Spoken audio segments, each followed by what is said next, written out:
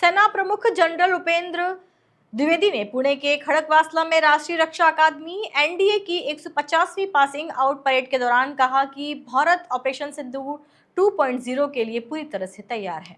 उन्होंने स्पष्ट किया कि फिलहाल केवल संघर्ष विराम की स्थिति है, लेकिन अगर आवश्यकता पड़ी तो तीनों सेनाएं तुरंत कार्रवाई कर सकती है।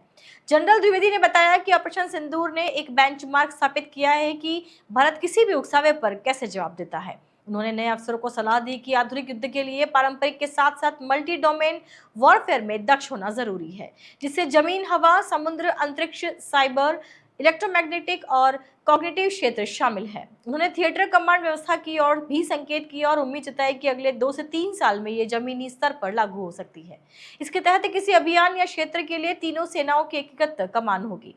सेना डिकेड ऑफ ट्रांसफॉर्मेशन के तहत आधुनिक और तकनीक सक्षम बल में बदल रही है। जनरल द्विवेदी ने ऑपरेशन सिंदूर की उपलब्धियों को याद करते हुए कहा कि 2025 में कश्मीर के पहलगाम में हुए आतंकी हमले के जवाब में भारतीय सेना ने मात्र 24 मिनट में पाकिस्तानी आतंकवादी ठिकानों को नष्ट कर दिया था। इस ऑपरेशन ने भारत की त्वरित कार्रवाई क्षमता का बेंचमार्क सेट किया। Operation Sindoor is concerned, firstly, it is still continuing. There is debris cessation of hostilities. So the Indian Army or all the three services are preparing well for Operation Sindoor 2.0 if it takes place.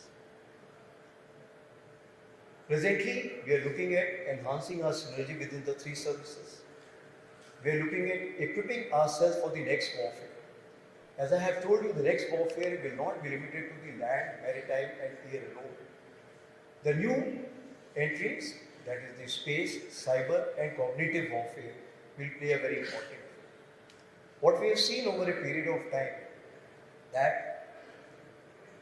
it's 24/7, the battlefield is so transparent that every movement is known to the other side. Therefore, we have to be very cautious in terms of our deployment, in terms of our employment and the protection which is required to protect our troops as well as the civilians in the border.